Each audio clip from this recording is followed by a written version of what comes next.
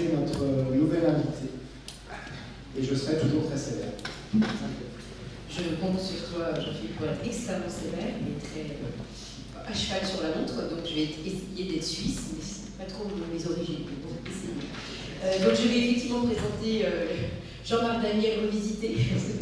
Malheureusement, Jean-Marc Daniel s'excuse puisqu'il est depuis quelques temps un petit peu souffrant. Donc il m'a dit assez tardivement qu'il ne pouvait pas se joindre à nous.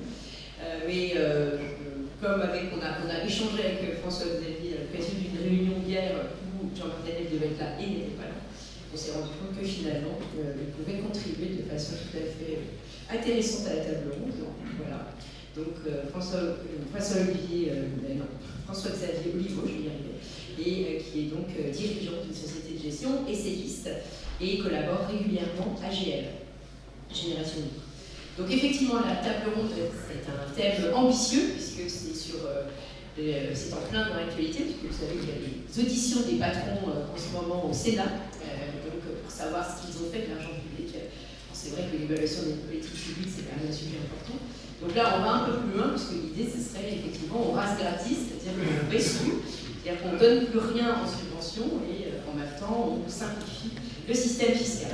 Donc ça, c'est effectivement la proposition provocatrice de la table ronde. Donc on va, bien évidemment, on va peut-être pas en arriver jusque-là tout de suite, on est quand même en France, il faut quand même, raison garder. Je vais donc commencer par adresser une première question au député Thomas Lam, donc par rapport effectivement aujourd'hui, en fait, quel est un petit peu le bilan des aides et subventions pour vous, en tout cas de votre point de vue à la fois de chef d'entreprise et puis lorsque vous êtes en députation, c'est quoi le bilan aujourd'hui de ce que vous pensez que le schéma français sur les aides? Merci à toutes, merci pour l'invitation. Bonjour à toutes et à tous. Je suis ravi d'être ici. Effectivement, j'ai une double casquette de chef d'entreprise au début d'abord local et aujourd'hui parlementaire. Et je siège au sein de la commission des affaires économiques. Donc j'ai l'occasion de participer à des auditions de grands patrons, on évoque aussi tous les sujets de recherche, de crédit d'impôt d'innovation, toutes les aides et les subventions qui sont distribuées en France. Je vais d'abord peut-être revenir sur une expérience d'élu local, puisque je pense que c'est par le terrain qu'on voit déjà les axes d'amélioration. Moi, par exemple, j'ai été élu local à l'emploi pendant 5 ans à peu près, et j'ai constaté immédiatement qu'il y avait une superposition énorme d'organismes qui souhaitent, parfois qui se disent participer à la politique de l'emploi en France. Vous avez bien évidemment le Pôle emploi, ça s'appelle aujourd'hui France Travail. Dans les collectivités, vous allez avoir la mission locale qui est financée par la région, qui s'occupe des jeunes de 18 à 25 ans. Il fut un temps où le département avait un service emploi, mais ça n'est plus le cas parce qu'il a perdu la compétence du développement économique. Mais les communes peuvent encore, de manière libre, avoir des besoins d'emploi, des salariés qui s'occupent de tout un tas de choses. Et puis il y a aussi des associations qui sont subventionnées. Moi je suis arrivé là en tant que petit maire adjoint d'une ville de Haute-Seine, je me suis dit je ne vais pas rajouter une couche à la couche. Déjà, mon objectif, ça va être simplement de faire en sorte que tous ces gens-là se parlent pour essayer d'obtenir de l'efficience. Sachant que quand on va voir les chefs d'entreprise, soit les petits, ils vous disent nous on n'a pas le temps d'avoir 15 interlocuteurs, et la plupart du temps, qu'est-ce qu'on va faire? On va aller chercher un recruteur privé. Donc on se demande quelle est l'efficience de tout ça. Donc oui, effectivement, il y a un énorme travail de rationalisation de toutes ces couches de services publics. Et puis pour aller sur votre question, je salue M. Perrin qui arrive, un collègue de lycée, directeur de contribuable associé aujourd'hui. On a, oui, effectivement, comme je le dis souvent, derrière chaque niche fiscale, il y a un chien qui mord. Quand on met en place un système de subvention, quel qu'il soit, vous allez avoir d'abord effectivement une administration qui a besoin de s'auto-alimenter, parce que ça va générer un service qui va distribuer des subventions, étudier des dossiers, que sais-je. Souvent, en dessous de ça, vous avez des consultants indépendants qui vont vous dire « Moi, je sais comment remplir le dossier pour obtenir la subvention ». Donc ces gens-là, ils montent les dossiers pour que les entreprises qui ont des subventions. Donc déjà, sur 100 € de subvention, vous avez 30 euros qui partent en commission à une entreprise privée. On voit bien la perte d'efficience. Donc oui, effectivement, il y a cette problématique elle est générale. Je pense que l'idée de tout balayer et de redonner de l'air est une bonne idée.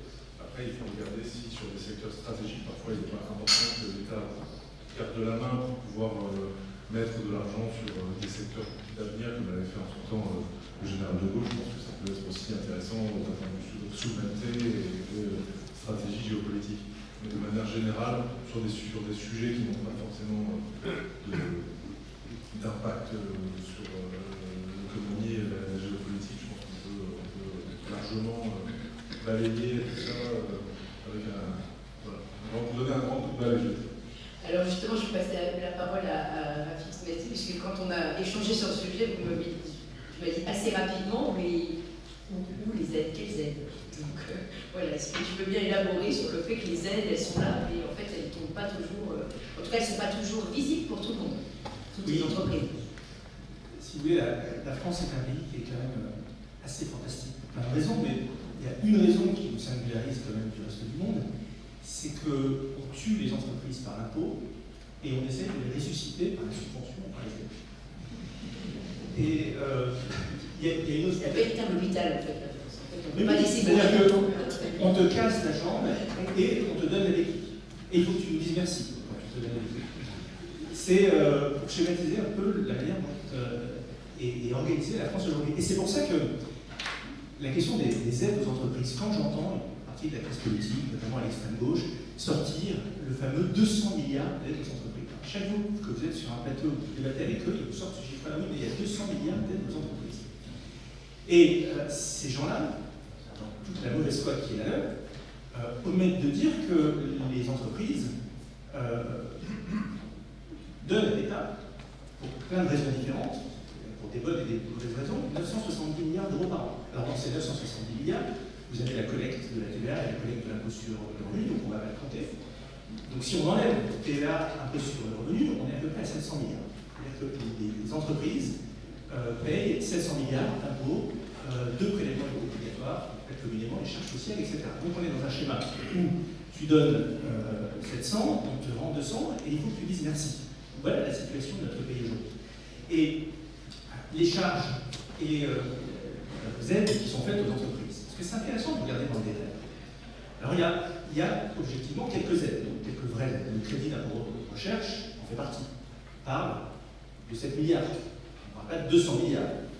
Alors je veux bien que dans ces 7 milliards, il y ait des effets d'aubaine, il y a des entreprises qui, notamment des grandes entreprises qui en abusent. Pourquoi pas? Donc, soit on essaye de gérer le sujet à la marge, et on prend toutes ces petites niches-là et on essaye de les remonter pour des bonnes ou des mauvaises raisons, soit on essaie de regarder le problème de manière plus globale.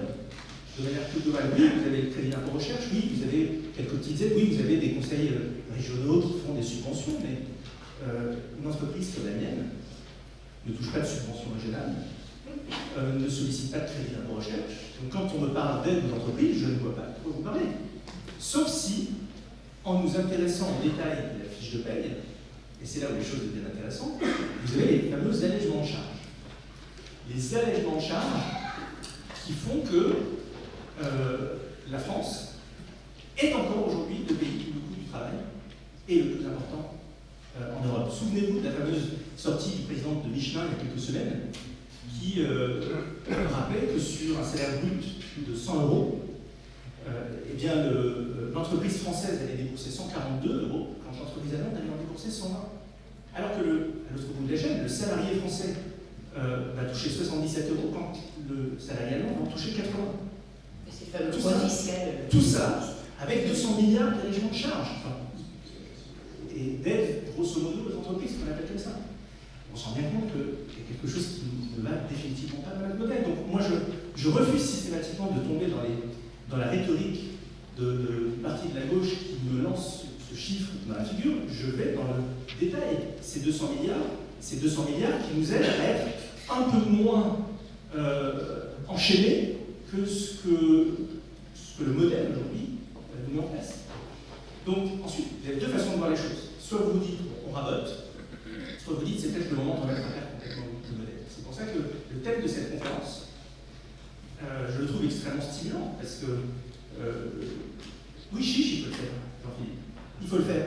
Mais il faut le faire pas avec la petite cuillère. Il faut le faire. La métaphore sera partagée ici avec la tronçonneuse.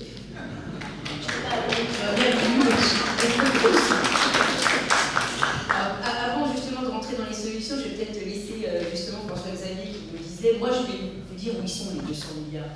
Je vais vous dire où ils sont. Voilà. Donc il va nous dire où ils sont. Le chiffre de 200 milliards, c'est effectivement un chiffre qui est assez, qui tourne beaucoup et qui est issu de rapports divers, notamment de France Stratégie, du CIRCE, Taxécole. Il y a beaucoup de choses dedans, de nature assez diverse. D'abord, vous avez 50 milliards qui sont liés à ce qu'on appelle les dépenses fiscales déclassées, qui sont en fait ce qu'on appelle notamment le régime Murphy, c'est-à-dire la capacité de ne pas payer deux fois l'impôt quand vous avez une filiale. Donc ça, on peut les enlever tout de suite, parce que là, vraiment, considérer que c'est des aides aux entreprises, c'est quand même, voilà, c'est pas mal. Mais c'est pas mal. Tu payé deux fois, donc je dois remercier, je paye deux fois. Exactement. Donc ça, c'est une aide d'entreprise, on ne te vend pas deux fois ton impôt.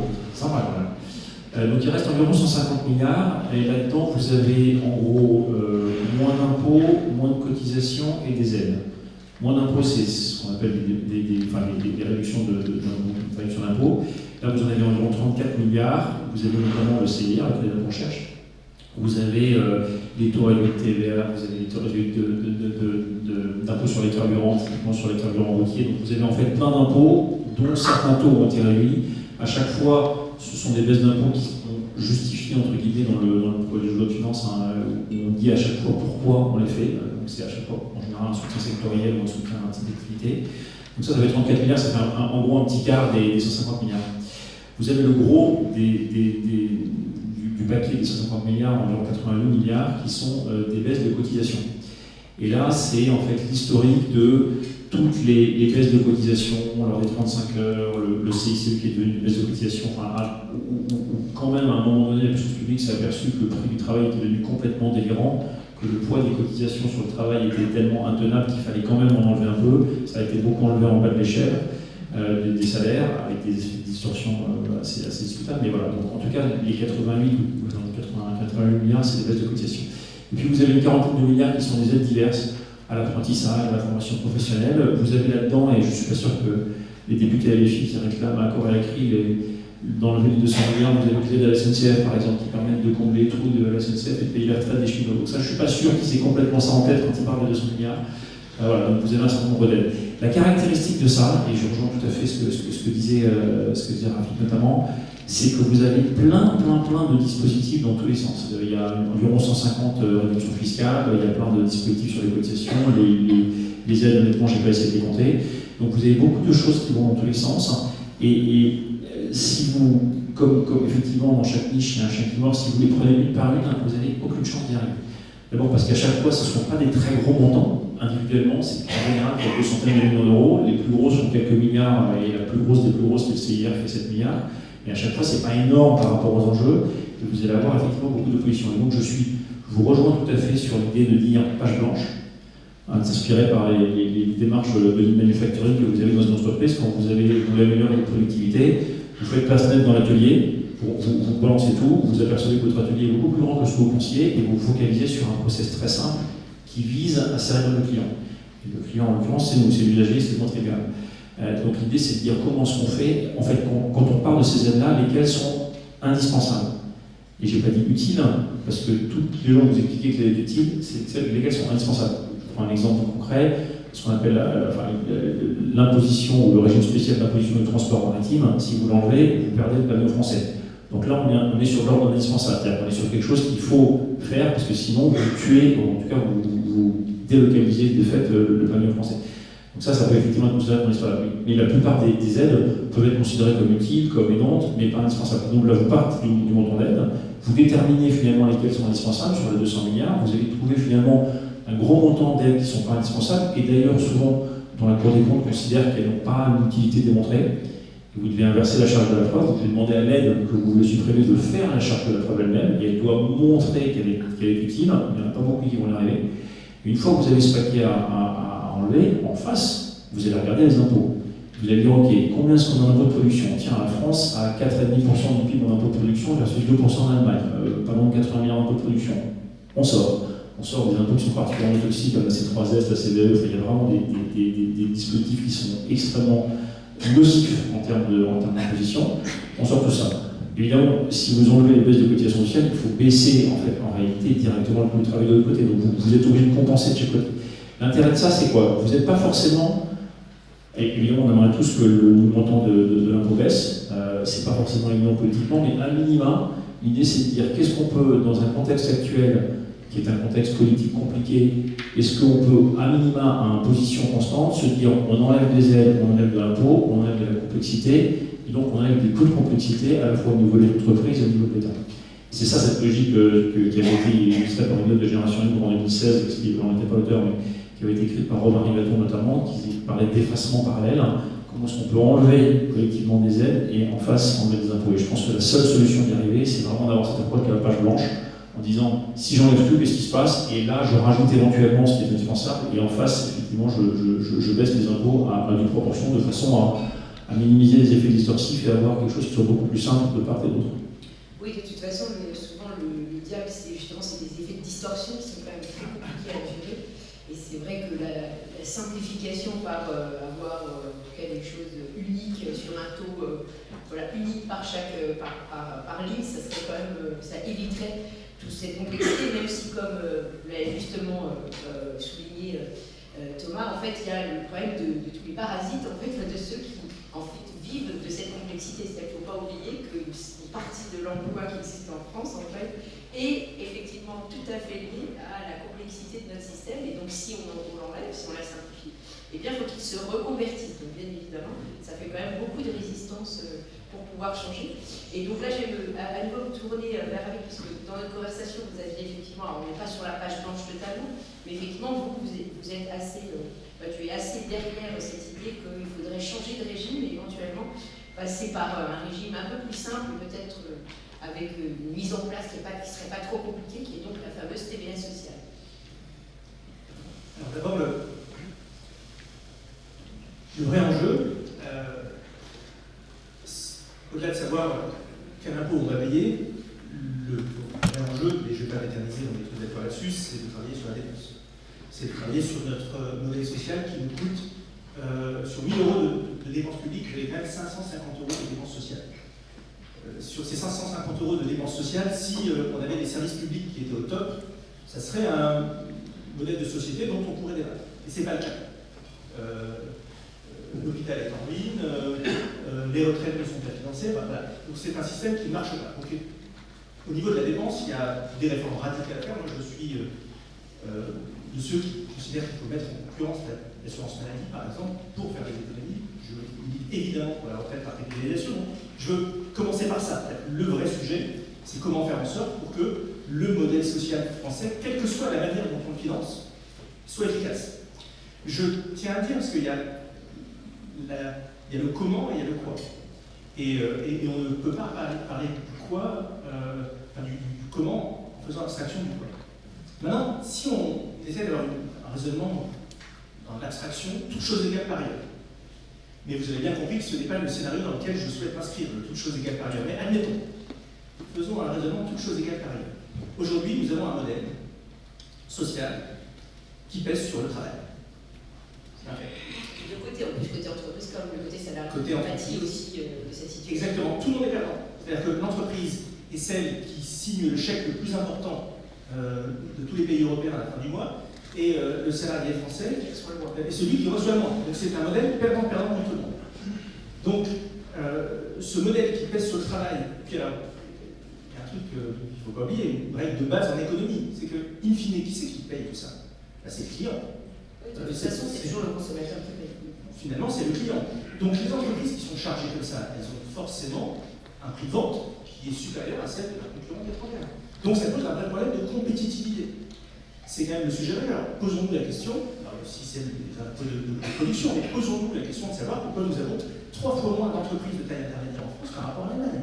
2 fois moins d'entreprises de taille intermédiaire, qui sont d'ailleurs, pour la plupart d'entre elles, des entreprises qui exportent.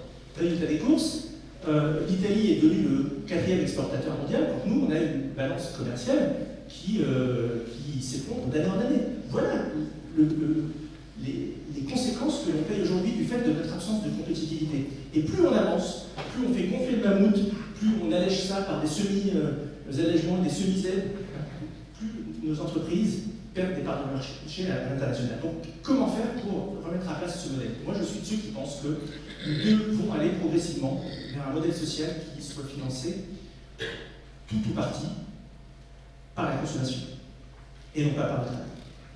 Par la consommation et pas par le travail, pourquoi? Pour que nos entreprises puissent avoir des prix de vente moins chers. Et des prix de vente moins chers, et en particulier quand vous vendez à l'export, par définition, vous vendez hors taxe, des prix de vente moins chers, là c'est plus de compétitivité. Vous êtes plus compétitif dans la grande bataille de la mondialisation. Et donc quand on parle de vouloir réindustrialiser la France, construire des usines, c'est pas avec des coups de baguette magique, parce que à les entendre tous, c'est hyper facile. Voilà, avec un coup de baguette magique, on va réindustrialiser. Non, si on n'est pas compétitif, on ne réindustrialisera pas. C'est ça la réalité. Donc, avec un modèle social où vous avez des charges qui baissent radicalement, vous avez des entreprises qui vendent moins cher, vous avez des entreprises qui redeviennent plus compétitives, et accessoirement, vous faites financer le modèle social français, donc je le répète, je ne suis pas satisfait de la manière dont il est, peu importe. Nous faisons financer le modèle social français par tous ceux qui consomment, et notamment les 100 millions et bientôt 150 millions de touristes qui viennent chaque année sur notre territoire, qui aujourd'hui ne contribuent pas au modèle social français. Et donc ce switch, qu'on appelle communément la TVA sociale, tétanise une grande partie de la classe politique. Et je ne sais pas si, dans l'échiquier actuel, beaucoup ont le courage de le mettre en œuvre. Beaucoup sont traumatisés par l'entre-deux-tours de l'élection présidentielle de 2007, où vous aviez Laurent Fabius qui a piégé, je crois que c'était Jean-Louis Bordeaux, et qui a fait perdre, je crois, une cinquantaine ou une soixantaine de députés à la majorité de l'époque. C'est-à-dire qu'ils ont perdu une grande partie de leurs députés sur cette question-là. Parce que cette question-là, vous voyez, ça fait combien de temps que j'en parle? 3-4 minutes. Si vous êtes sur un plateau télé, vous n'avez pas 3-4 minutes. On est sur un rythme médiatique qui est beaucoup plus rapide. On est sur un rythme où on doit avancer avec des slogans, on doit être impactant, et vous devez pouvoir faire la quintessence de ce que vous proposez en 15 ou 20 secondes. Or, vous ne pouvez pas expliquer la TVA sociale et le changement copernicien du financement de notre modèle social en 15 ou 20 secondes. Donc, plus nous serons nombreux à le faire, sur des canaux différents, sur les plateaux télé, dans les radios, dans les tribunes, plus l'idée contribuera à s'imposer comme une évidence. Alors, je voudrais justement, puisque nous avons un député sur le cas, je dirais, alors, vous en pensez quoi? Est-ce que c'est quelque chose que vous envisagez à la fois en tant que député et en tant qu'entrepreneur? Est-ce que c'est quelque chose que vous considérez comme une voie possible? Ou bien, effectivement, vous êtes de ceux qui pensent que non, et qu'après tout, c'est pas très différent de ce qu'on a aujourd'hui et que ça n'aura pas une efficacité énorme, finalement, et puis que tout impôt, après tout, repose de façon ultime sur le consommateur. Donc, quelle que soit la façon dont on fait, ça va toujours revenir à la même chose et on ne résout pas le problème de fond qui est peut-être plus la refonte du modèle lui-même, en tout cas du périmètre de l'État. Merci. D'abord, je partage beaucoup de choses qui ont été dites par mon voisin. D'abord, effectivement, travailler sur la défense publique, ça c'est la très très grande priorité. Je le disais tout à l'heure en répondant à la question précédente, il y a énormément de doublons, énormément de dépenses totalement inutiles qu'il faut absolument, il faut vraiment cibler et travailler ça. J'employais moi plutôt le terme de scalpel que de tronçonneuse. Et bon, voilà, parce qu'il faut faire des coupes chirurgicales et savoir exactement ce qu'on connaît bien son sujet. Et ça, c'est sûr que la dépense publique, de toute façon, il faut y travailler au niveau des collectivités locales, au niveau de l'État, partout, et essayer de faire des économies partout si possible. Deuxièmement, sur le financement du modèle social, évidemment, il ne pourra pas éternellement reposer que sur le travail, puisque de toute façon, on a de plus en plus de personnes âgées. Donc, à un moment donné, le truc va exploser. Le travail, on en aura de moins en moins. Donc, à un moment donné, il y aura un problème. C'est sûr, c'est déjà problématique. Là, il faut absolument trouver des nouvelles solutions. Et donc, à ce propos, nous, enfin, en tout cas moi, personnellement, je n'ai pas la solution comme ça avec la baguette magique. Je pense qu'il faut effectivement se poser, mettre tous les sujets sur la table, se poser toutes les questions.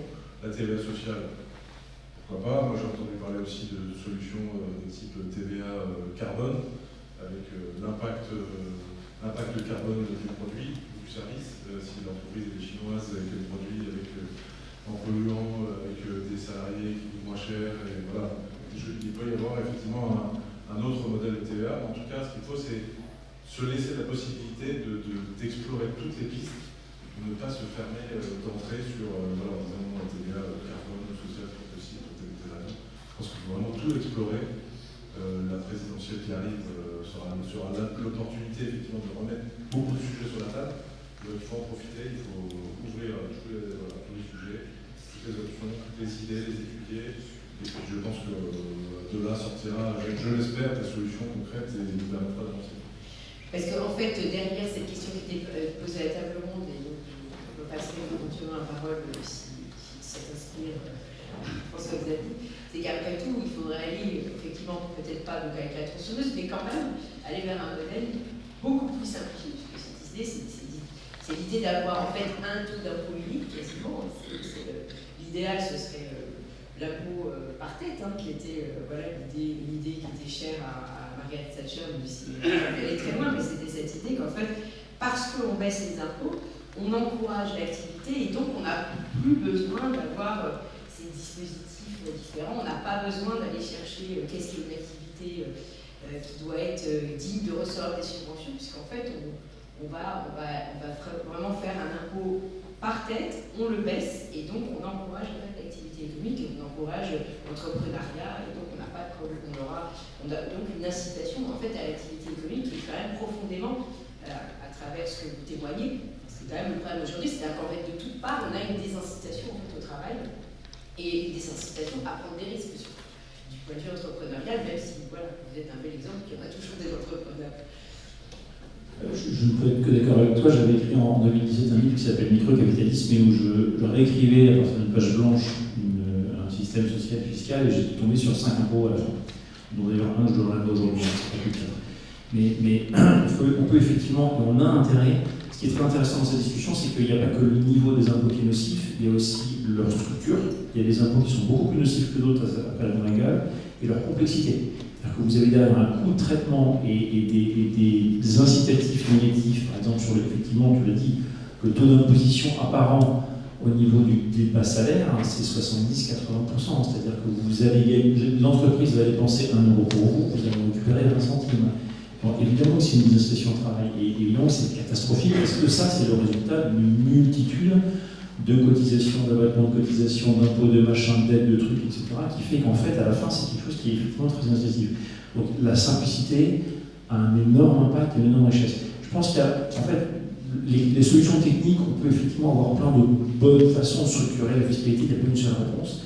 Je pense qu'il y a une question culturelle qui est hyper importante, et je voudrais rebondir sur quelque chose qui a été dit, effectivement, qui à la fin, il n'y a de contribuable que d'hommes, pour paraphraser la phrase de Jean Bodin, il n'y a de contribuable que d'hommes. Un impôt sur les entreprises, ça n'existe pas. Pour la simple raison qu'une entreprise, ça n'existe pas. C'est un concept juridique.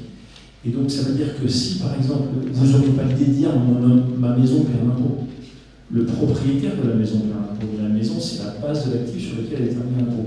L'entreprise, c'est pareil. Si demain, on augmente les impôts on fait une surtaxe sur les super profits pétroliers, eh ben, c'est les actionnaires de Total qui, le lendemain, seront directement impactés par la surtaxe. Et le surlendemain, quand Patrick Pouyanné aura réuni son COMEX en disant les gars, qu'est-ce qu'on fait? Ça va être le consommateur parce qu'il y aura probablement une répercussion de la baisse de la hausse d'impôt sur le prix. Ça va être potentiellement les salariés s'il y a des mouvements, des organisations sociales, des activités qui seront fermées, délocalisées. Et donc en fait, à la fin, c'est soit le client, soit le salarié, soit l'actionnaire qui paye. Toujours. Et ça, je pense que c'est un point vraiment important à faire passer dans le débat public, parce qu'on a souvent tendance à opposer les entreprises et les autres.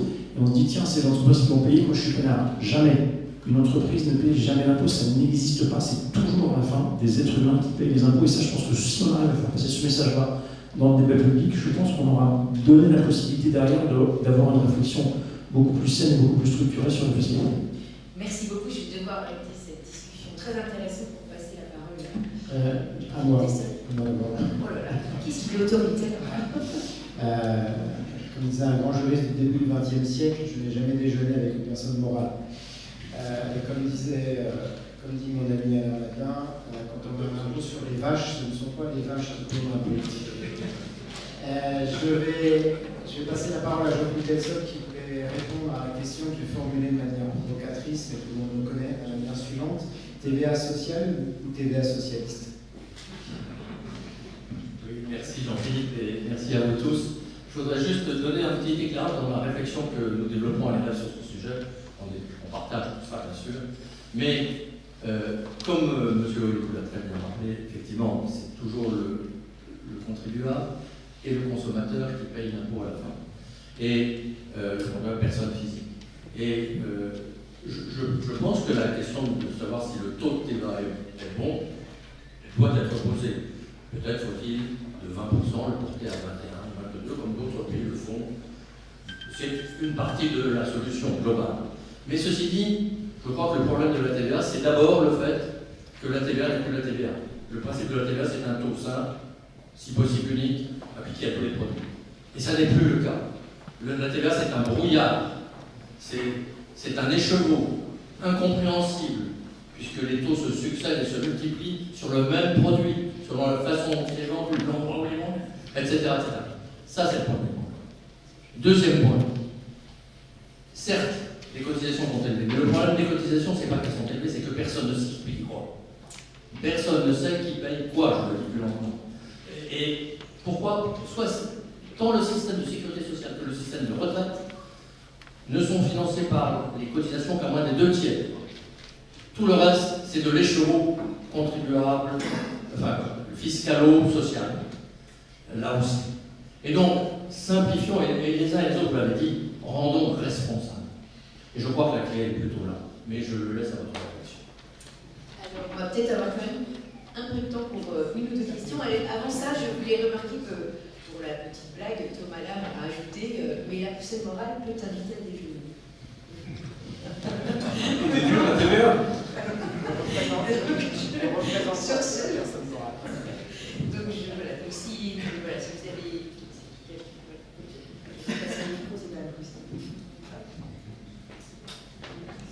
Pour apporter un complément d'information à ce que dit M. Delsol, est-ce qu'on ne confond pas au fond deux choses dans le social contributif et le social distributif. Le social distributif, c'est-à-dire qu'il n'est pas alimenté par des cotisations d'assurance en fait au départ du système. C'est tout à fait normal que ce soit l'impôt qui le paye. C'est pas normal que dans le système distributif, soit maladie, retraite ou chômage, qui sont payés par les gens qui bénéficieront du système, et bien c'est normal que ils doivent le gérer eux-mêmes et non pas Bercy, si vous voulez. Je pense que le problème il est là, et c'est cette confusion que l'on fait, à mon avis. C'est juste une sorte. Non, je rajoute juste sur l'observation parce qu'effectivement elle est très, très pertinente sur les cotisations, les cotisations sociales qui sont contributives et d'autres qui vont. Enfin, le fait de financer la santé ou la famille dans le coût du travail est une absurdité complète. Et d'ailleurs, ce qui est assez amusant, c'est que vous pourriez parfaitement basculer complètement, en fait, sortir complètement la partie non contributive des cotisations et la remplacer, comme le dit Jean-Philippe Delsol, les 2 tiers. Il y a 120 milliards d'écart entre les cotisations de pension et les pensions payées, c'est-à-dire que le vrai déficit, et c'est ce chiffre-là qui devrait être affirmé, réaffirmé, c'est 120 milliards. Le système de répartition, qui est un schéma de Ponzi absolument ignoble, il est en perte de 120 milliards, et c'est ce chiffre-là unique qui devrait être affirmé comme étant la perte du système pour que les gens réalisent à quel point c'est en train de tuer le système social français. Mais donc vous pourriez effectivement basculer complètement les cotisations, rendre les cotisations uniquement contributives, qui financerait le dernier tiers, effectivement, et sortir le financement de la santé. Vous auriez à peu près au même enfin, les montants de 120 milliards sont à peu près les mêmes. Une autre question avant de l'intervention.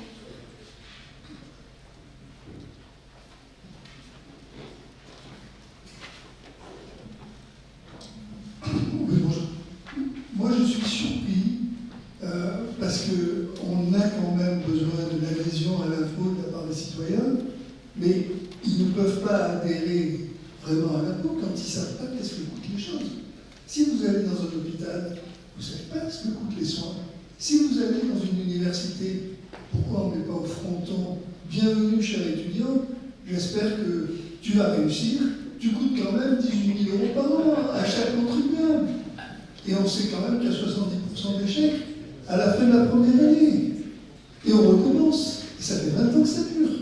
Vous imaginez un boulanger qui arrive le matin et le nitron, il lui dit j'ai brûlé 80% des baguettes.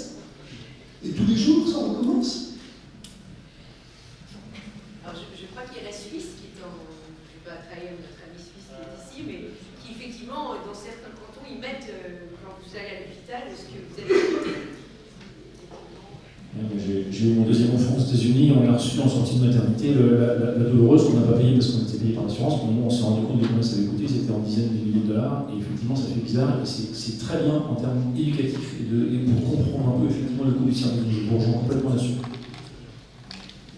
Oui, c'est sûr, pareil, on a de toute façon dévalorisé tous les services publics, hein. Alors c'est pas que la santé, hein. Les crèches, les études, vous le disiez aussi, enfin, tout est gratuit, un peu le logement social. Donc à un moment donné, les gens n'ont plus voilà, on n'a plus la valeur des choses. Donc à partir de là, c'est sûr qu'on se dit, moi je paie des impôts, donc j'ai droit à ça, j'ai droit à ça, j'ai droit à ça, j'ai droit à ça. On ne rend pas compte forcément du coût qu'on génère dans la société par rapport à la contribution qu'on y apporte. Ça, effectivement, ce serait important que les gens en aient conscience. Dernière question très rapide, s'il vous plaît. Combien de Français savent combien ils payent d'impôts?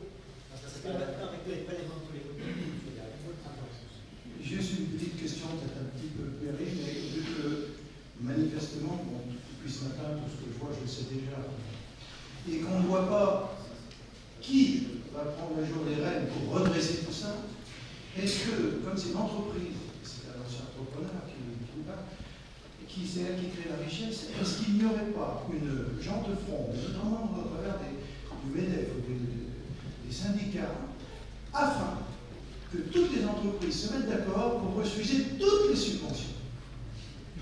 Pratiquement toutes les subventions. Je sais que c'est compliqué sur les feuilles de frais, c'est compliqué. Refuser toutes les subventions. Donc, ces fameux 200 milliards n'existent plus. Que se passe-t-il? Que fait le gouvernement? Alors, bien sûr, vous allez dire, oui, ça fait complètement.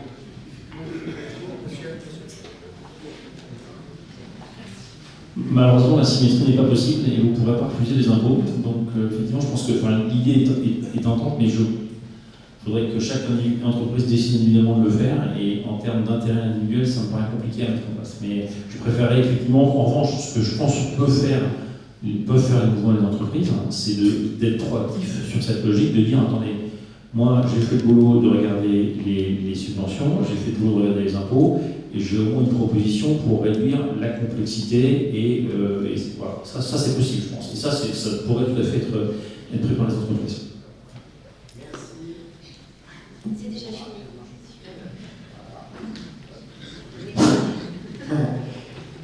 Merci à nos intervenants. Merci, monsieur le député. Merci, monsieur.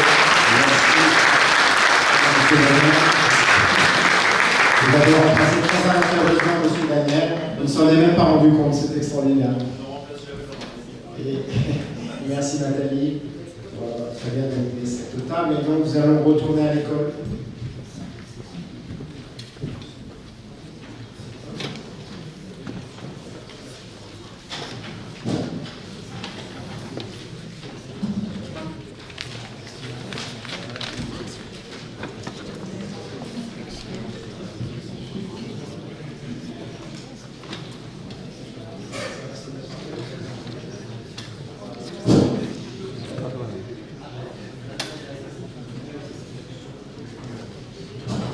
Alors, nous allons changer totalement de débat, puisque pas complètement, on est toujours sur le même thème général, on va parler à l'école, et je vais passer la parole à un spécialiste des associations et des écoles, puisque c'est ainsi que le sujet est indiqué. Ce serait bien qu'on l'ait sur le tableau.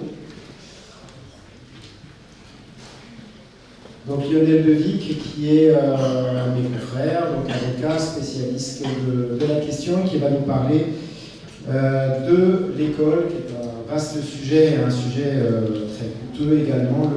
L'école moins cher, mieux. C'est possible. Ah oui.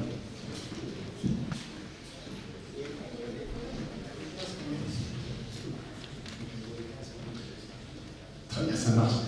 Merci beaucoup, merci à l'IREF pour son accueil et m'avoir proposé d'intervenir devant vous sur un sujet qui est un sujet polémique. Dès qu'on touche à la question d'école, malheureusement, on touche à des réflexes un peu pavloviens en France, où l'école, c'est une réalité extrêmement complexe, économiquement on va en parler, et je vous le dis tout de suite, À la question qui m'était posée, qui est de savoir s'il est possible de faire mieux et moins cher, la réponse est oui. Voilà. Donc au moins, on va voir, il y a quelques chiffres que je vais vous donner. Mais juste, je vais passer. Ah, c'est bon, bien, ok.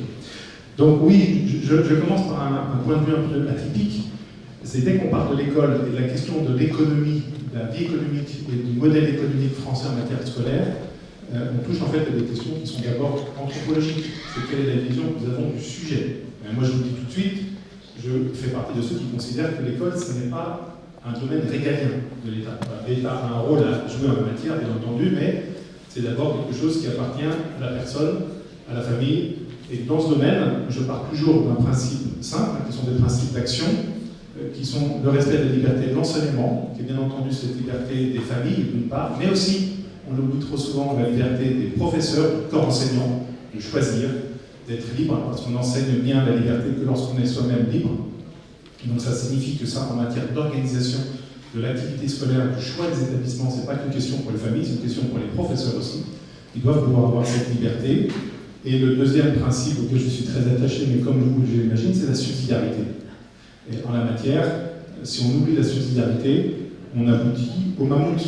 Voilà, c'est ce qu'on connaît aujourd'hui, c'est un système qui est enquisté, extrêmement compliqué à réformer.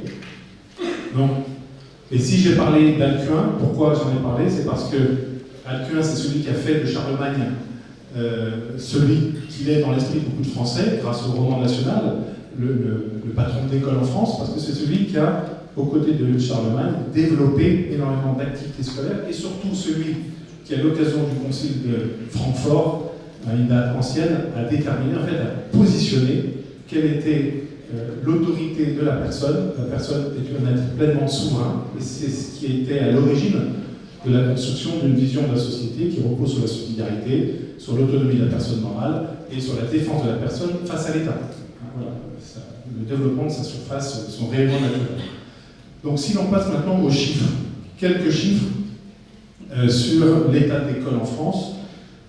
Les deux premiers chiffres devraient déjà nous indiquer qu'il est totalement absurde d'avoir un système monopolistique, puisque l'État français est le premier employeur en France. 1 200 000 agents affectés au ministère de l'Éducation nationale et des activités d'éducation. C'est le troisième employeur au monde. Je suis allé revérifier les chiffres derrière Amazon et Walmart. Donc ce simple chiffre montre qu'il n'est pas possible d'avoir une gestion centralisée, efficace en la matière. Parce que, adapté au territoire français, à la situation française, on voit bien que le mammouth existe pour ces raisons-là notamment. Quant au budget de l'éducation nationale, il est de 87 milliards. Et si on prend la dépense interne d'éducation, qui regroupe non seulement le budget d'État, mais le budget des petites collectivités publiques, tout en matière d'éducation au sens large, on est à 170 milliards, ce qui est de toute façon plus que la moyenne européenne. 12 800 000 élèves, c'est un chiffre qui baisse. Alors ça peut être considéré par certains comme une opportunité, puisqu'on a une démographie, il y a moins d'élèves, et donc il y a des classes qui ferment, il y a des établissements qui ferment. Sur Paris, vous avez un très grand nombre d'établissements qui ferment, avec cette logique dans la tête de l'État, lorsqu'il ferme des classes dans le public, il demande à l'enseignement privé d'en fermer 20% de son côté. Alors que l'enseignement privé refuse des inscriptions dans ces mêmes établissements. Et pourtant, malgré ce budget, malgré l'importance des effectifs, les effectifs les plus importants dans l'Union européenne en termes à tous les niveaux, le plus coûteux, les plus grands effectifs, on a un système qui est l'un des plus mauvais dans les classements. Et malheureusement, même malgré les réformes, quelques réformes Blanquer et autres, la France continue son décrochage avec un système qui fabrique encore plus d'inégalités. On a un système le plus coûteux et qui fabrique en pratique le plus d'inégalités, donc c'est un système qui est définitivement inefficace. Quelques chiffres pour comparer ce que représente aujourd'hui.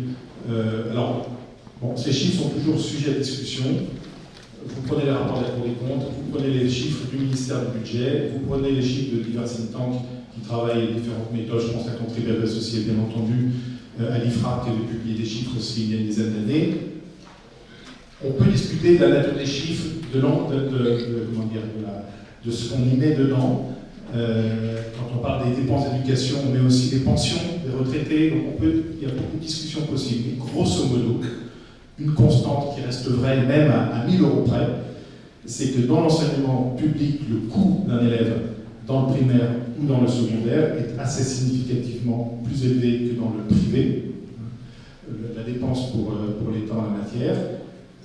Et donc ça, ce sont des chiffres qui parlent de l'enseignement public et d'enseignement privé sous contrat, bien entendu, parce que l'enseignement totalement libre, lui, par définition, ne coûte rien à l'État, puisqu'il n'est pas soutenu par des fonds publics. Et dans le même mouvement, vous avez, depuis 15 ans, 20 ans, eh bien, la nature a horreur du vide. Donc, face à des établissements scolaires qui ont décroché des vrais problèmes d'égalité scolaire en termes de processus, de la promesse républicaine, comme je l'expliquais, elle est vaine, parce qu'aujourd'hui, ce système est inégalitaire. En même temps, vous avez, de façon naturelle, des entrepreneurs qui créent des œuvres éducatives nouvelles pour répondre à des besoins spécifiques, des besoins territoriaux. Très souvent, l'univers de ces écoles dites hors contrat, qui sont simplement des écoles indépendantes, était cantonné, je dirais, à des méthodes pédagogiques soit très spécifiques, soit des écoles très confessionnelles, soit à des boîtes à bac. Et depuis une quinzaine d'années, le paysage a complètement changé. Vous avez un nombre de créateurs d'écoles important. Et moi, je vous parle en ma qualité d'avocat, certes, mais aussi en ma qualité de cofondateur d'une fondation reconnue d'utilité publique qui aide depuis maintenant près de 17 ans à la création d'écoles en France, d'écoles nouvelles. Et quand vous créez une école en France, vous êtes nécessairement hors contrat. Vous n'avez pas accès au financement public. Vous y avez théoriquement accès au bout de 5 ans si vous demandez l'obtention d'un contrat d'association ou d'un contrat simple. Mais en pratique, vous ne l'obtenez pas, puisque c'est extrêmement compliqué d'obtenir un tel contrat. Alors certains font le choix de ne pas le demander pour rester libre sur un certain nombre d'éléments du programme, mais ceux qui le demandent ne l'obtiennent pas de toute façon, alors qu'ils ont fait la démonstration avec la durabilité de leur activité scolaire qui a été créée, de la pertinence du projet et de sa viabilité. Donc c'est ça, moi, qui m'étonne, en fait, qui me choque toujours autant dans le système français d'éducation, c'est qu'avec des budgets si importants, un nombre d'agents si important, on a un décalage avec la qualité de ce qui ressort du travail de production d'élèves en matière scolaire, un décalage extrêmement important, et que la Startup Nation, comme je l'ai dit, elle s'est arrêtée au port de l'école. Vous avez eu avec la Startup Nation beaucoup de subventions accordées par des collectivités multiples à des jeunes startups qui commencent dans beaucoup de projets où vous allez chercher la subvention publique, des guichets publics. Le seul domaine dans lequel vous n'avez pas le droit d'être accompagné quand vous créez une entreprise, qui est une école, c'est le domaine scolaire. Pour des raisons, bien entendu, idéologiques. C'est très très compliqué ce sujet-là en France d'accepter qu'une école puisse avoir un modèle entrepreneurial. Je ne parle même pas de la forme juridique, parce que la plupart des écoles qui sont créées aujourd'hui se sont créées sous la forme associative. 95% des écoles créées en France le sont sous la forme associative, mais dans un esprit désintéressé. Voilà.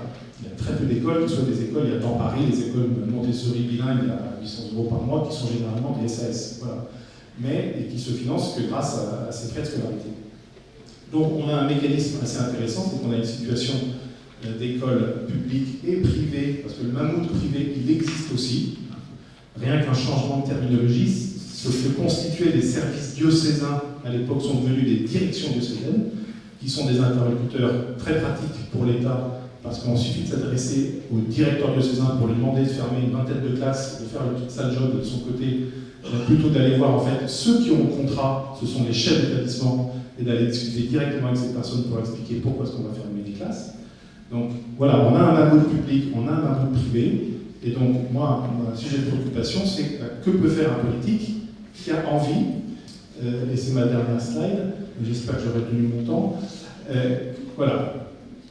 J'ai rappelé simplement des évidences, mais c'est toujours bon de les rappeler aux politiques. C'est que la politique, c'est l'art de rendre possible ce qui est nécessaire. Voilà. Et aujourd'hui, ce qui est nécessaire, c'est déjà ce que disait Claude Allègre en 1997, il faut dégraisser le mammouth. Voilà. Dégraisser le mammouth, c'est bien sympathique, mais 20 ans après, 30 ans après, on s'aperçoit qu'en fait, c'est un travail, si on attend qu'il soit fait du haut, en fait, il n'avance pas, il n'est pas fait. Donc il faut, je pense, plutôt encourager ceux qui ont faim, ceux qui sont prêts à développer des écoles, ou à changer leur modèle d'école. Je pense à des chefs d'établissement dans le public qui sont tout à fait d'accord, eux, tout à fait accessibles à des formes d'organisation différentes du pilotage de l'école.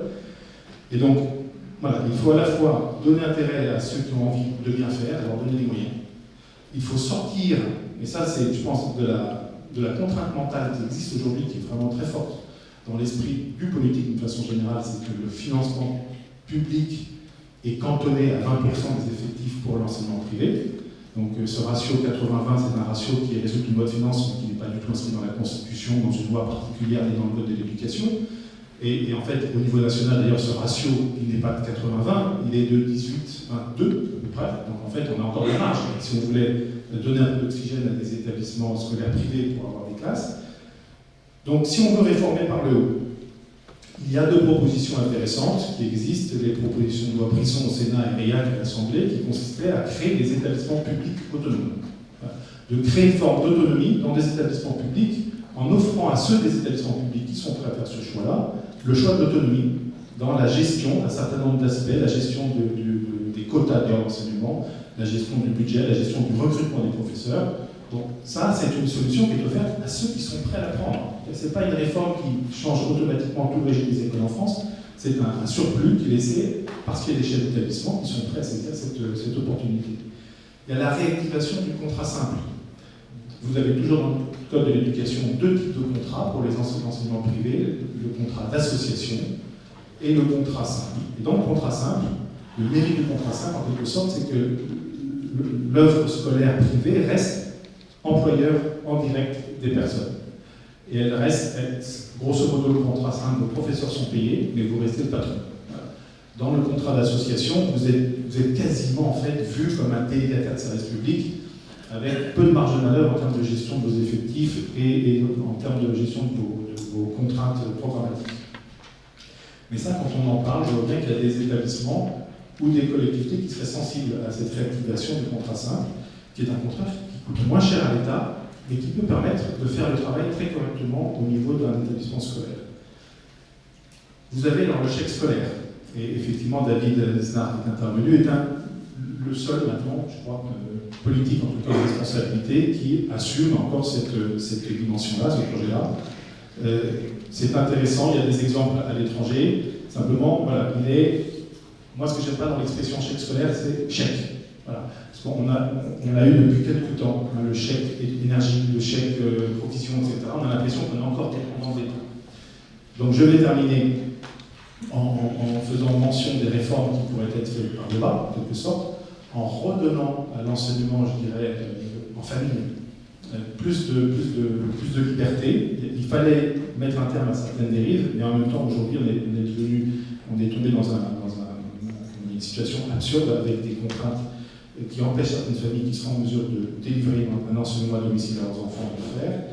Et puis, il y a un mécanisme auquel je crois beaucoup, et pour revenir aux écoles dont j'ai la charge comme administrateur de la Fondation pour l'école, qui sont ces écoles nouvelles, aussi bien des écoles dans les banlieues que dans les zones rurales, c'est finalement d'étendre un mécanisme qui existe déjà. Aujourd'hui, pour terminer, que lorsque vous êtes parent d'élèves, que vous n'êtes pas satisfait par l'éducation qui est donnée à vos enfants au quotidien dans l'établissement scolaire, et que vous vous inquiétez pour le niveau de votre élève, vous allez dans des cours de soutien scolaire.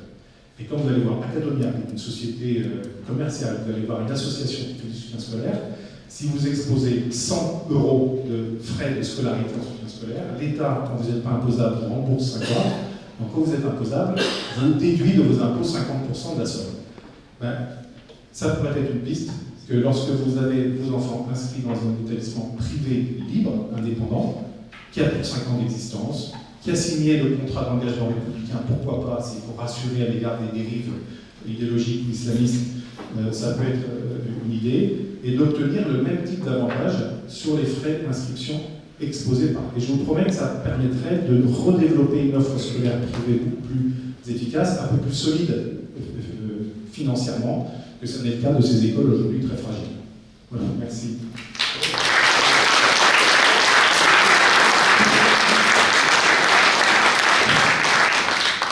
Merci mon cher frère, néanmoins camarade, comme quoi dès que les avocats sont bavards, ils sont capables de s'arrêter à temps.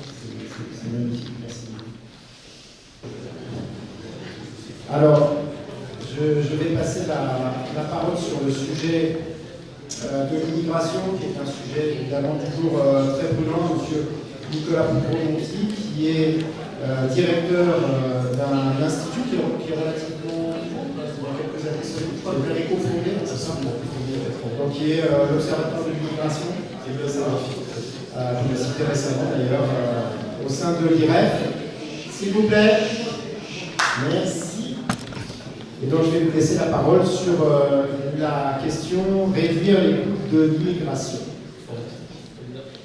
Les 15 minutes de manière disciplinée. Bonjour à tous. Évidemment, merci à l'IREF pour cette très belle journée de colloque et la richesse des échanges déjà enregistrés à cette heure, c'est absolument stimulant. Il nous revient à la tâche de vous parler d'un sujet très présent dans le débat public, peut-être plus que d'autres sujets de dépense publique, qui est le sujet de l'immigration. Alors, c'est un euphémisme de dire que ce sujet est présent dans l'espace politique.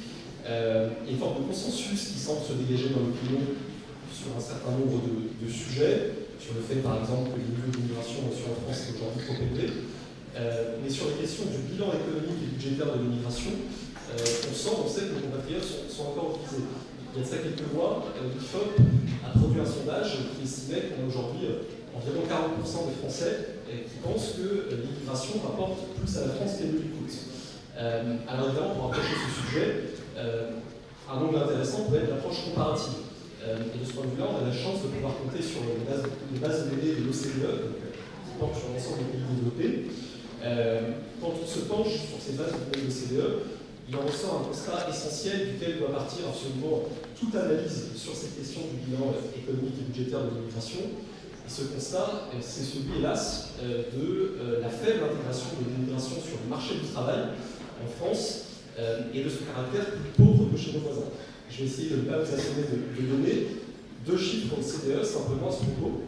On avait en 2020 à peine la moitié, 51,6%, des étrangers extra-européens en âge de travailler qui occupaient un emploi en France. C'était 14 points moins que les Français et c'était l'un des taux les plus bas parmi les étrangers extra-européens de tous les pays de l'UE. Et on avait corrélativement le taux de pauvreté des étrangers extra-européens le plus élevé d'Europe, à égalité avec l'Espagne. Quasiment la moitié, 48% des étrangers extra-européens en France vivaient sous le seuil de pauvreté. C'est un taux de pauvreté 4 fois supérieur à celui des Français. Alors comment on explique ça? Trois principales raisons. D'abord les motifs d'entrée sur le territoire français. Sur une période de 15 ans, 2005-2020, nous sommes le pays qui a accueilli l'immigration la plus largement familiale de toute l'Europe de l'Ouest.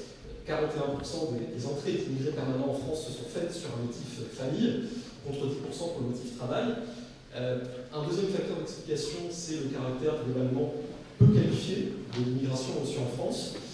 Toujours en 2020 de l'OCDE, on avait 42% des étrangers extra-européens en France qui n'avaient aucun diplôme ou seulement un niveau brevet CEP, contre 16% des Français, donc un écart quasiment du simple au triple. Et puis un troisième facteur tient aussi à la composition géographique de l'immigration qu'on reçoit, une singularité française forte, étant que notre pays accueille l'immigration la plus largement originaire du continent africain, parmi tous les pays d'Europe, c'est 3 fois la moyenne de l'Union européenne, ce qui implique aussi des écarts dans les systèmes de formation, y compris dans les systèmes universitaires. Ces difficultés, elles concernent de manière forte la première génération, mais elles ne disparaissent pas à la deuxième génération. De ce point de vue-là, on sait aussi, à nouveau grâce à l'OCDE, que notre pays est, dans le monde occidental, celui qui compte la plus forte part de jeunes nés dans le pays par un immigré qui ne sont ni en emploi, ni en études, ni en retraite, juste après la Belgique. Seule la Belgique nous base, si je puis dire, de 2 points. Et donc l'ensemble de ces données, je ne vais pas vous assommer avec le chiffre, décide un constat clair, c'est celui de l'inquiétant bilan budgétaire de la politique d'immigration aujourd'hui en France, qui implique évidemment des trajectoires individuelles de réussite qui sont tout à fait nombreuses et tout à fait louables.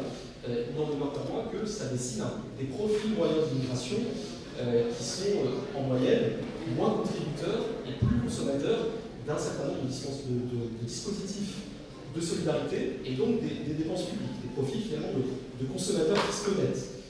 Sachant que ces consommateurs fisco-nets, c'est évidemment largement des étrangers, des immigrés qui ne travaillent pas, mais ça peut être aussi des étrangers, des immigrés qui travaillent dans des emplois peu qualifiés, donc peu rémunérés, et qui ont donc toutes les chances de consommer plus de dépenses publiques qui y contribuent. Ce différentiel peut se vérifier sur la plupart des champs de politique publique. Pour prendre un exemple dont on parle beaucoup, celui de la santé qui représente à elle seule environ 250 milliards d'euros de dépenses publiques par an. Au niveau mondial, on a tendance à estimer que les immigrés sont généralement en meilleure santé que les populations des pays d'accueil, parce que plus jeunes et en meilleure forme physique. En France, ça n'est pas le cas. Les données de l'INSEE permettent de tracer que l'état de santé des immigrés est en moyenne moins bon que celui de la population d'accueil, de manière assez significative. Et dans le même temps, on l'a dit, ils sont souvent en emploi, leur niveau de revenu en moyenne est plus faible, et donc voilà, ils consomment plus de soins et ils contribuent moins au financement du système de soins. Donc on a en quelque sorte une dette de santé importée aujourd'hui en France par les politiques d'immigration et qui internalise les défaillances des systèmes de santé dans les pays d'origine. Deux cas typiques qui vont nous emmener vers le sujet des économies réalisables en matière d'immigration. Évidemment, l'aide médicale d'État, dont on parle beaucoup et à juste titre depuis plusieurs années. Pour rappel, l'aide médicale d'État, c'est un dispositif réservé aux étrangers en situation irrégulière sous conditions de ressources, qui assure une prise en charge à 100% du panier de soins. Quand je dis 100% du panier de soins, c'est tous les soins sauf les PMA, les cures thermales et une poignée de médicaments qui sont remboursés de toute façon très faiblement par la sécurité sociale dans la mesure où ils sont peu efficaces. Cette prise en charge à 100% d'un panier de soins aussi large, c'est un dispositif unique en Europe.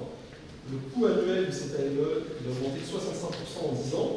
Le nombre des bénéficiaires de l'aide médicale d'État a lui triplé en 20 ans, ce qui atteste de la dynamique plus globale de l'immigration clandestine et ce qui crée aussi un faisceau d'attractivité. L'Inspection générale des affaires sociales, il y a 4 ans maintenant, a publié une étude sur l'AME qui estimait qu'en France, environ un quart des immigrants en situation irrégulière citaient les soins comme motif, parmi d'autres, de leur migration.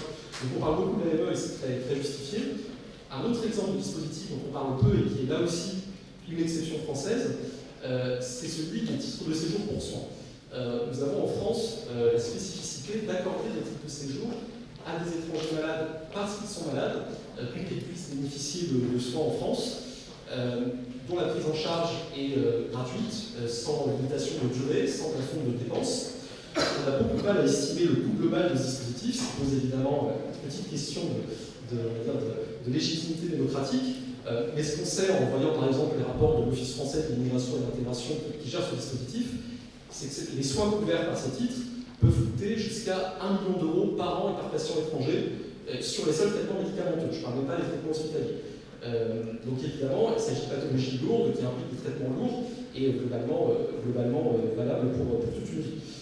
Donc ce sujet de la santé il est important, mais ça renvoie à la question globale des dépenses publiques et de l'impact de l'immigration sur celle-ci. L'évaluation chiffrée exacte du bilan fiscal de l'immigration, c'est un exercice difficile. Il n'y a pas une bonne réponse à l'euro près lorsqu'on pose la question de savoir combien coûte l'immigration, parce que c'est des choses qui dépendent d'hypothèses qu'on pose sur le périmètre des dépenses qu'on retient, est-ce qu'on prend seulement les immigrés de première génération ou aussi la deuxième. En tout cas, quels que soient les scénarios, il n'y en a pas un aujourd'hui sérieux qui puisse aboutir dans le contexte français à un bilan positif. Il y a de ça quelques semaines, l'entrepreneur Pierre Danon a publié avec notre Observatoire de l'immigration et de la démographie une étude sur le coût et les économies réalisables en matière d'immigration. Pierre qui est arrivé à un coût annuel net de l'immigration pour les finances publiques, donc l'immigration irrégulière et régulière, en retenant seulement les ressortissants étrangers, de l'ordre de 40 milliards d'euros par an. Vous voyez, 40 milliards d'euros par an, c'est un tiers des recettes de l'impôt sur le revenu. C'est tout le budget du ministère de l'Intérieur, et donc évidemment c'est un coût structurel qui ne peut pas appeler une action ou un simple constat. Donc il y a évidemment des économies réalisables en matière d'immigration, et sur ce sujet budgétaire, comme sur tous les sujets de l'immigration, une politique courageuse se conçoit toujours en deux temps. Il y a ce qu'on peut faire dans l'immédiat, à cadre constitutionnel, conventionnel constant, vous savez que les obstacles juridiques sont quand même nombreux dans ce champ-là, il y a ce qu'on peut faire plus structurellement. De manière assez immédiate, Pierre a pu identifier dans sa note pour l'Observatoire un ensemble de mesures qui permettraient d'économiser 7 milliards d'euros par an, en essayant de préserver autant que possible l'immigration du travail, donc il faut dire à quel point elle est minoritaire aujourd'hui en France. Les titres de séjour pour motif économique, c'est à peine un titre de séjour sur 10 parmi l'ensemble des titres en cours de validité. Ces mesures, ça peut être le durcissement des critères du regroupement familial, par exemple en allongeant la durée de résidence, en augmentant les exigences en termes de revenus ou de conditions de logement. Ça peut être le fait de restreindre l'accès à l'aide médicale d'État pour certains profils. Ça peut être le fait d'instaurer un délai de carence pour l'accès aux prestations sociales non contributives. On sait que ça avait été proposé lors de la loi immigration et adopté par le Parlement, mais cette disposition avait sauté au Conseil constitutionnel. On est assez contraint par le Conseil en la matière, mais un délai de carence de 3 ans ou 4 ans à ce stade n'est pas anticonstitutionnel. On pourrait envisager une série de mesures comme ça. L'hébergement, par exemple. Est-ce qu'on sait que la France est l'un des seuls, si ce n'est le seul pays d'Europe, à avoir inscrit dans son droit le principe d'un hébergement inconditionnel des personnes, quel que soit leur statut migratoire. Un résultat de ça, par exemple, c'est qu'on a aujourd'hui, comme dit la Cour des comptes, 40 à 60% des places d'hébergement d'urgence du parc de l'État qui sont occupées par des immigrés en situation irrégulière pour un coût annuel d'1 milliard d'euros. Vous voyez, revenir sur ce droit inconditionnel au logement, ça se fait, on est le seul pays d'Europe à prévoir ça, ou l'un des très rares, donc ça on peut le faire de manière assez immédiate. Mais de façon plus structurelle, et j'arrêterai là mon propos liminaire, ce constat, il appelle un virage à 180 degrés dans notre politique d'immigration. C'est-à-dire que ça appelle d'abord et avant tout à retrouver une capacité à choisir l'immigration que nous recevons, tant en nombre absolu qu'en nature d'immigration. Or, aujourd'hui, cette capacité, elle est extrêmement restreinte. Vous voyez, l'an dernier, on a accordé 336 000 premiers titres de séjour en France, c'était un record absolu. Sur ces 336 000 premiers titres, il y en a seulement une moitié qui relève vraiment du choix politique. Tout le reste, l'immigration familiale, l'asile, c'est contraint en haut par les traités, en bas par les juges. Il faut être en mesure de concevoir l'immigration demain comme n'importe quelle autre politique publique qui vise à minimiser les coûts et à maximiser les avantages, notamment les avantages économiques pour la société d'accueil. Vous avez compris que c'est un chantier lourd et structurel, mais dont la nécessité apparaît de plus en plus évidente. Merci. Merci.